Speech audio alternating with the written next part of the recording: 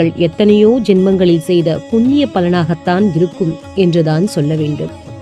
ஒரு சமயம் மகா பெரியவாளை பார்க்க ஒரு இளம் தம்பதிகள் வந்திருந்தார்கள்.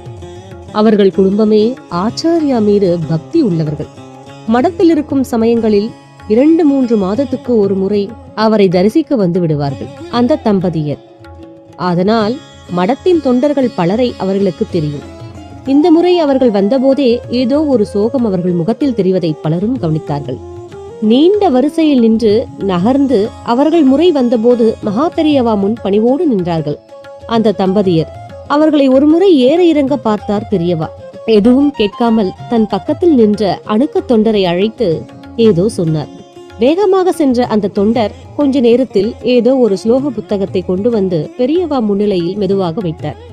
அப்படியே தன் பார்வையை அந்த புத்தகத்தின் மேல் படரவிட்ட பெரியவா, எடுத்துக்கோ, உங்களுக்குத்தான்